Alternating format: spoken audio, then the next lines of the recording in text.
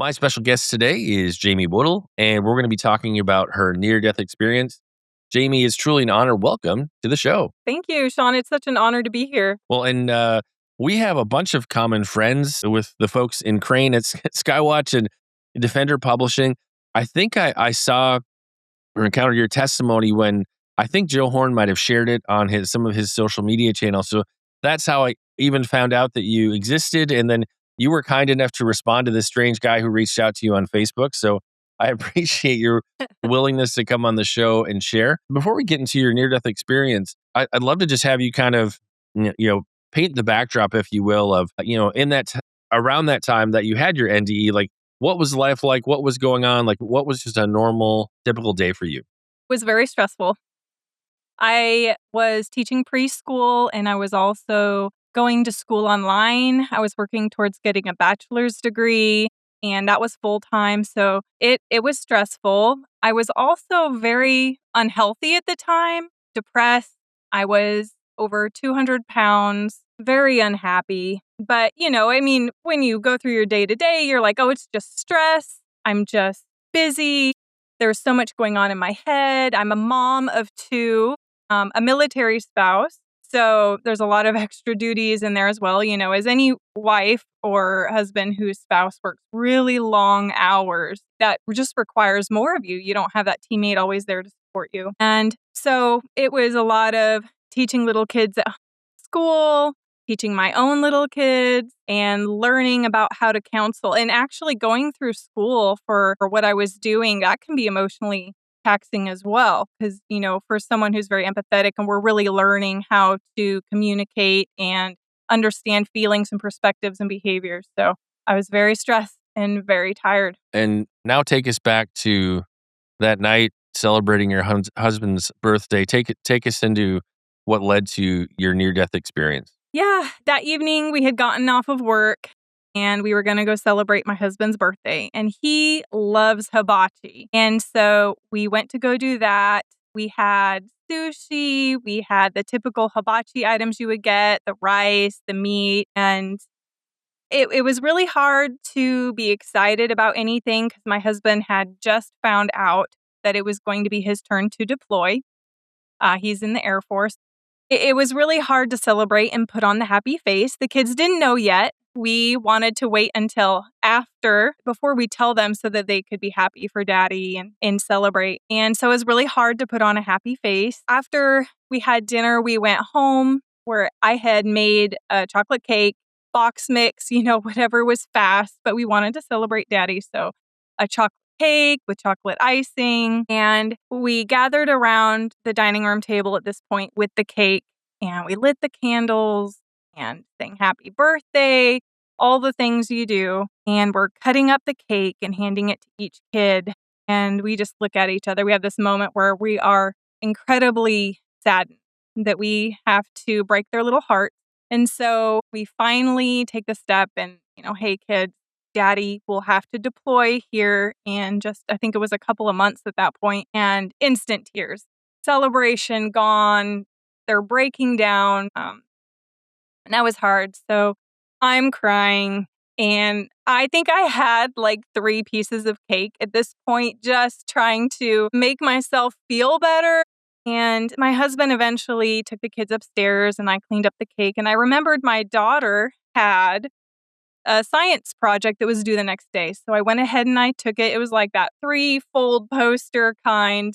And I'm carrying it out, putting it in the van. And as I'm standing out there, I have one foot on the ground and kind of one knee in the van. And I'm trying to shove this project in. And I feel something bite. And I look down and it's a fire ant. Now, we lived in South Carolina at the time. We were stationed at Shaw Air Force Base. We'd been there 5 years. And fire ants were nothing new to me at all. I worked on a playground when my kids at preschool would go out and there were fire ants out there. Everyone was accustomed to it. They're the kind of pest where you will treat it and you'll try to get them to go away and they just move over 6 feet. It's awful, but you're used to it. They sting you and it itches and it can take a few weeks to go away, but no big deal. More like a painful inconvenience.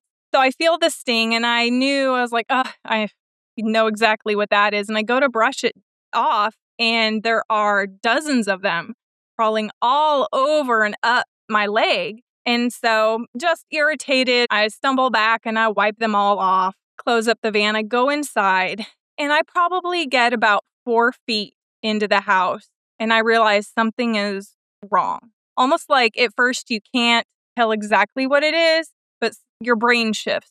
There's something wrong. And I kind of thought, maybe I had a lot of stings. Maybe I'll just go take some Benadryl. So I walk into the kitchen and I'm shuffling through our little basket of medications and I can't find it. And suddenly this heat starts to rise from my feet and it's coming up.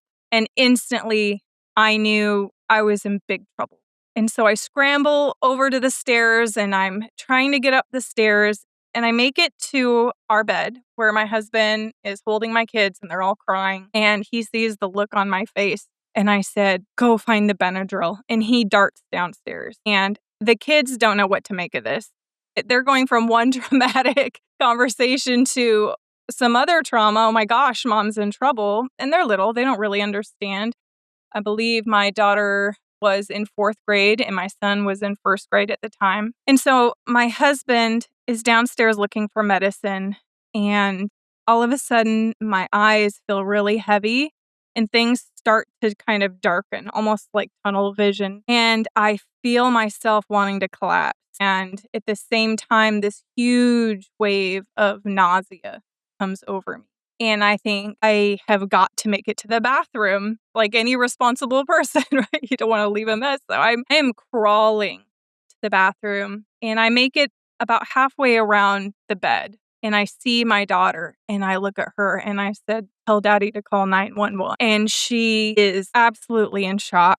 And I tell her to go and she runs downstairs and I crawl half blind into the bathroom and I make it on the toilet. And I will spare people the very gruesome details, but my body evacuated everything, all 3 pieces of chocolate cake and all of the hibachi. And I couldn't move off of where I was, couldn't stop throwing up. And my husband came over and he's like, they're on their way. Now, at the time we lived on base, thank God, because the ambulance and the fire station were really close. There's one on every base, right? So he's like, you gotta get out of the bathroom. And my eyes are closed at this point. I cannot open them. And I am praying. And I'm like, I can't get out of here. And I am calling out to God, please, please. I knew I was dying. And I was begging God, please, please don't take me yet. And the firemen get there and they're asking me to open my eyes. And I'm like, I cannot open my eyes. I can't. And they're very concerned. They're seeing the content of what's around them and they're scared. And they know exactly what is going on. But the paramedic hadn't gotten there yet. And so eventually they lift me up and I instantly pass out. And when I wake up, I am no longer in my bathroom. I am looking at wheat swaying in the wind right in front of my face. And it's almost like when you wake up, kind of, blink a couple times and get your wits about you. What is going on? And I feel such a peace, like you're surrounded by love and there's no burden. It's kind of amazing. You don't realize until you have an experience like this what a burden it is to even breathe. There was no stress, nothing. And it was beautiful. I'm looking at this wheat swaying and I'm realizing I'm crouched down on the ground and I'm peering through the tops of these wheat. And the wheat is golden, like it's ready for harvest. And I'm noticing the colors around me. It's almost like they're sparkling or moving, the color in them. I mean, the wheat is swaying itself, but the color is almost like it's alive. And as I peer past the wheat, I'm looking into the distance and I see Jesus. And he is standing profile to me. So I would be looking at his left side. And I'm realizing I'm kind of on a small dune or a hill. And the embankment slopes down a couple feet and turns into almost like a beach. But it's a river or a lake. It's not a giant ocean. And the water is lapping at his feet. And I remember just staring at the water.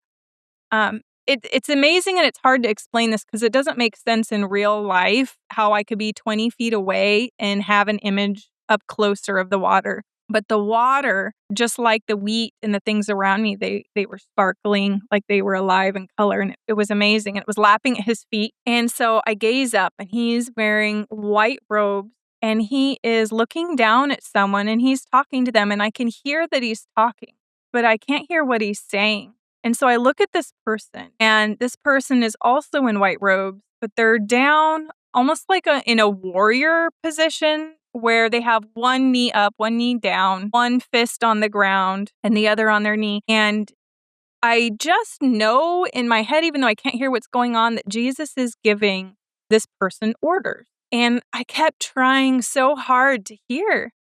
And I look at the person again, and I realize that it's me. And it's not a recognition like I recognized my face. It was a knowing. That's me. He's talking to me. And so I try even harder to lean in and listen, and I can't make it out. And then, like that, I'm pulled back. And remember, all of a sudden, I can feel the fireman holding me and the paramedic rubbing my leg. And the paramedic had finally shown up and given me an EpiPen. And I still couldn't quite open my eyes.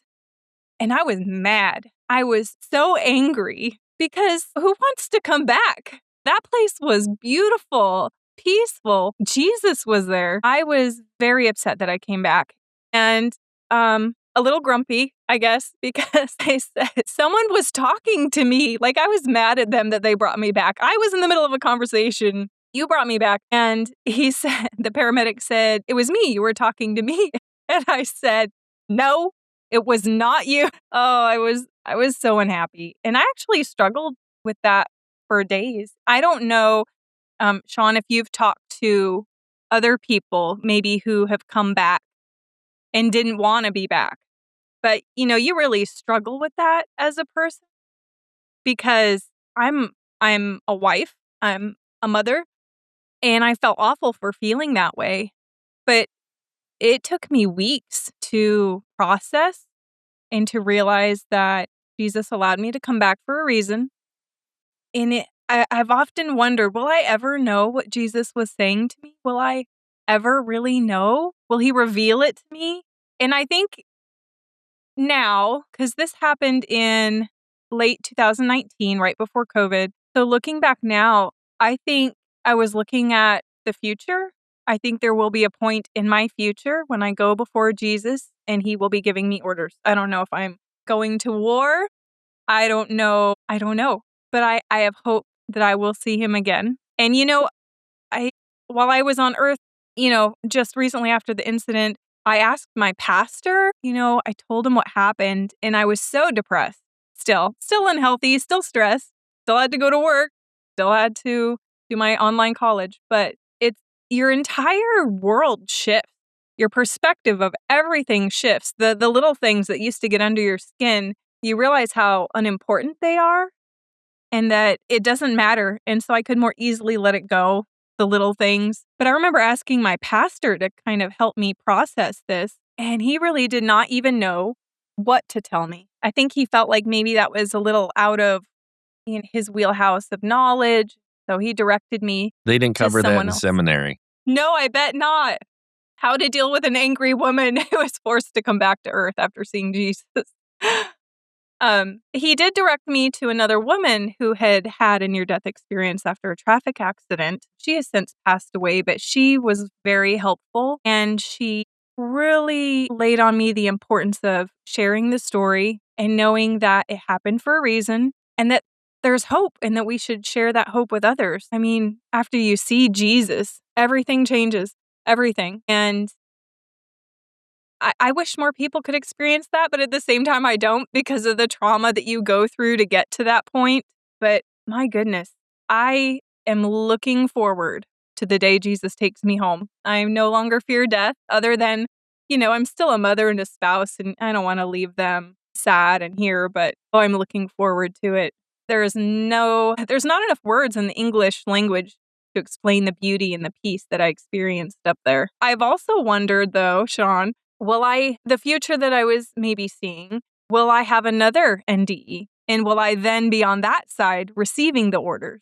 So I have so many questions that I don't know if they'll ever be answered. Well, you had kind of implied a few questions, so I'll see if I captured them all in my notes. It's very common that people don't necessarily want to go back because most people, if they go to heaven and they encounter Jesus, they just feel at home. They're where they're meant to be. This is like their destination. It's what they've been preparing for. And so when a lot of people come back, they feel like they always have that foot in heaven. Like they feel. I mean, we read that we're not of this world and we're meant for heaven. But those who've been to heaven and come back feel it all the worst, maybe all the worse, where it's like, I was home and I had to leave. Would you say you feel like you're homesick for heaven at this point? Yeah. Yeah. And enough time has passed now to where being here is more normal again. I'm back to stressing about the little things. And so I often have to remind myself that in the scheme, in the big picture, they don't really matter. But I do miss home. It feels like I left a part of me up there. And so I'm looking forward to going back to home. And like when you first transitioned to heaven, I mean, you had it sounds like your eyes were shut. You had this immediate transition waking up in the wheat field as you described it. Some people have the whole out of body experience, tunnel, light, crossing the veil, if you will.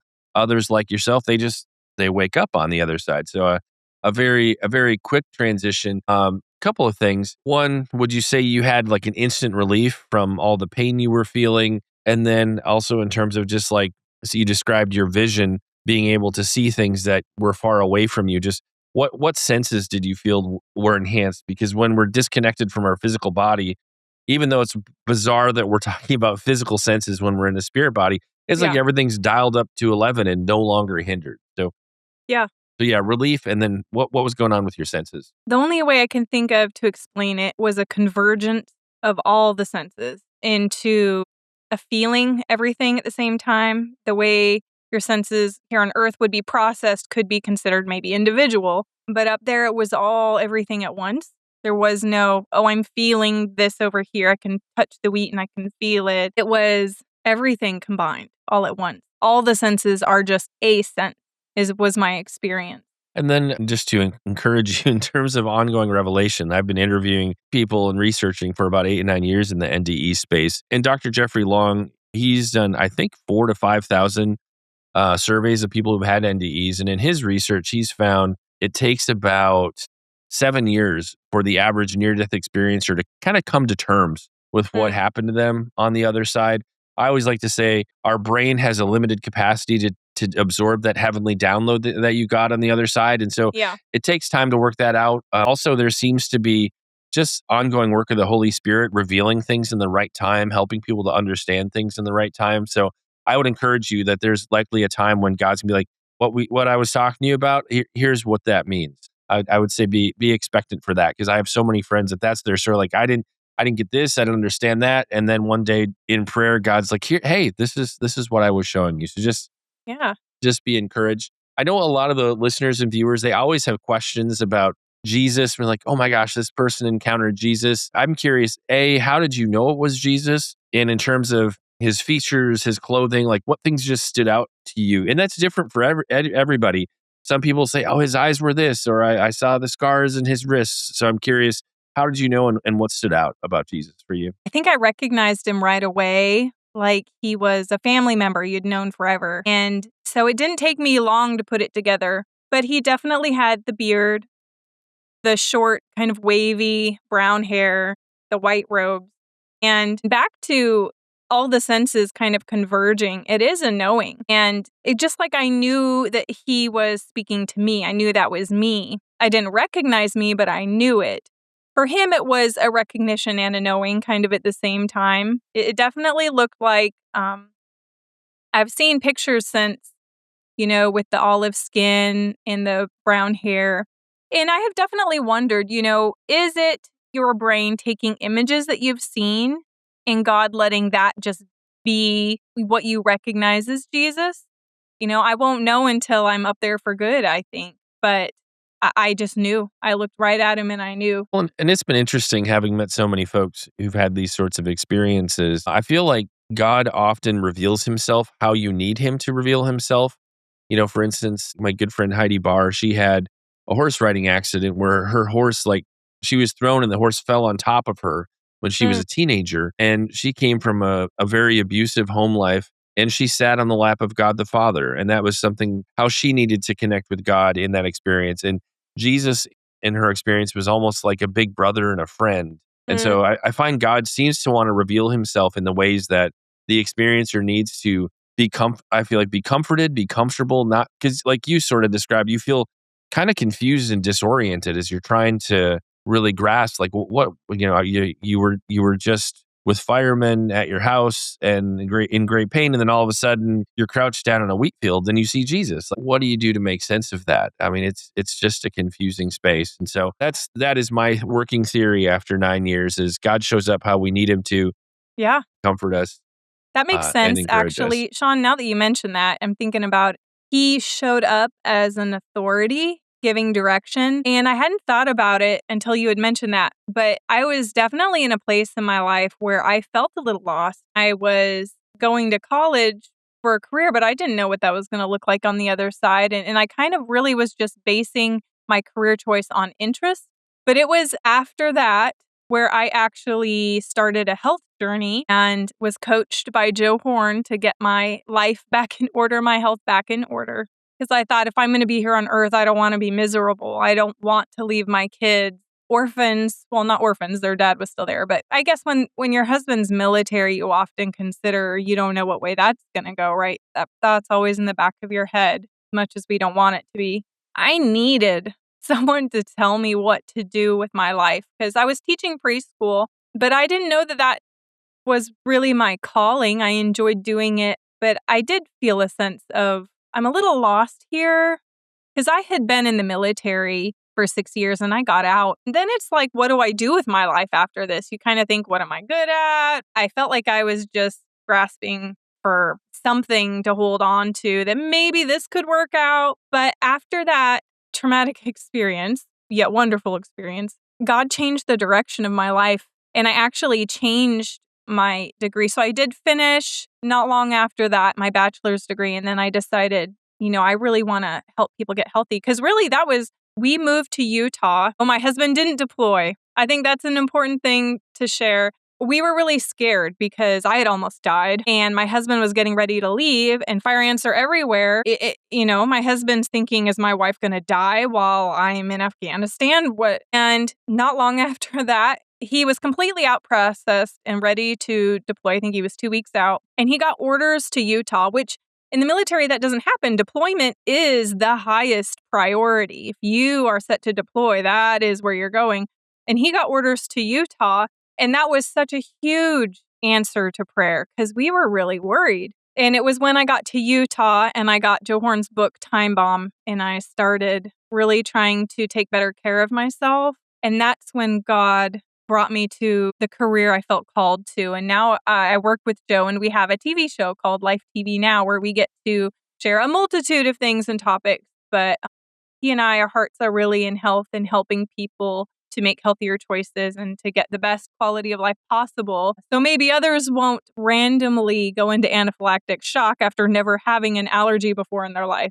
So yeah, I do think Jesus reveals himself for sure in the way that we need. That makes complete sense. And just to bookend the experience, in terms of you returned to your body, did you wake up at home? Were you in the hospital? Like, where were you when you came back from heaven? Yes, I was on my bathroom floor. In fact, after the incident, of course, they had to carry me downstairs. And I apologized the whole time because I knew I was very heavy at that time. I was well over 200 pounds and I'm only 5'4", so that was obese for me. And I hear them huffing and puffing and struggling down the stairs. And I'm like, I'm sorry.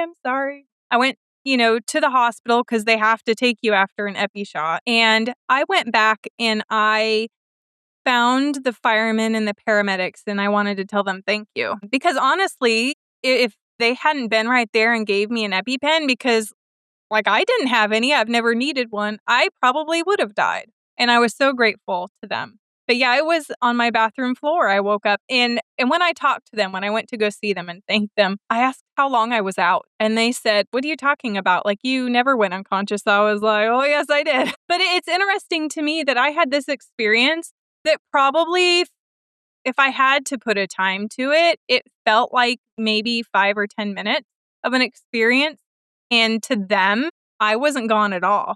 But I did collapse. And I did go unconscious. But I guess he must have gotten there right away to bring me back.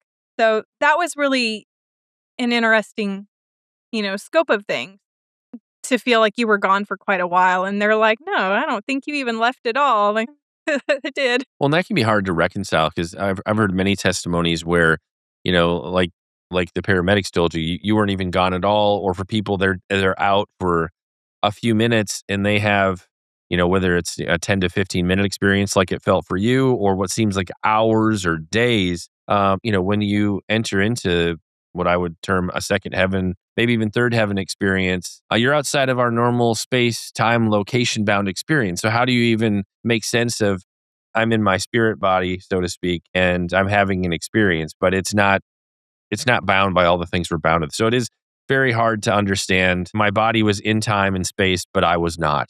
How does the Yeah. brain even make sense of that? I know in my experience too, I was in a body because I knew I was crouching. So yeah, I almost wonder was it heaven, or was I getting a glimpse into the future of the new earth?